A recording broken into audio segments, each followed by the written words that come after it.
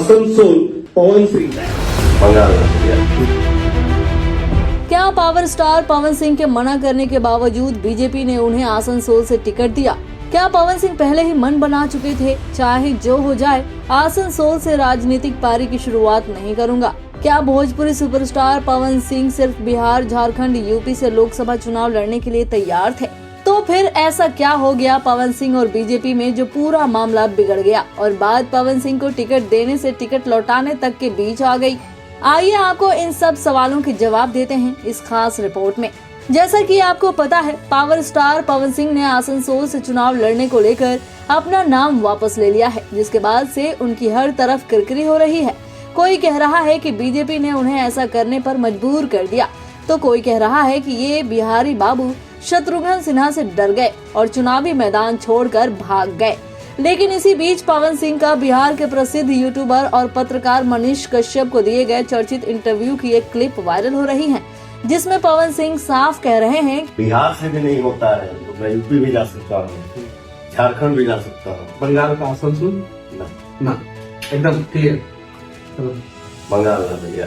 और ये कहते हुए वो अपने दोनों हाथ जोड़ लेते हैं, जिससे ये साफ पता चलता है कि पवन सिंह शुरू से ही आसनसोल से चुनाव लड़ने के मूड में नहीं थे।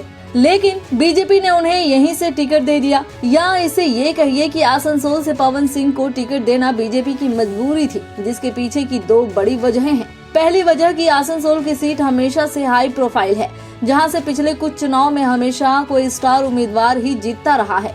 जैसे 2014 और 2019 के लोकसभा चुनाव में बीजेपी के टिकट से फेमस गायक बाबुल सुप्रियो ने बाजी मारी थी, तो फिर 2022 के उपचुनाव में बॉलीवुड दिग्गज एक्टर और नेता शत्रुघ्न सिन्हा ने टीएमसी के टिकट से जीत दर्ज की थी।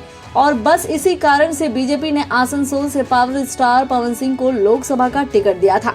और दूसरा कारण आसनसोल में मौजूद गैर बंगाली आबादी जो 50% है, और इस 50% आबादी में बिहार, झारखंड के लोग आते हैं, जिनके बीच भोजपुरी फिल्मों और गानों की अच्छी खासी पॉपुलैरिटी है।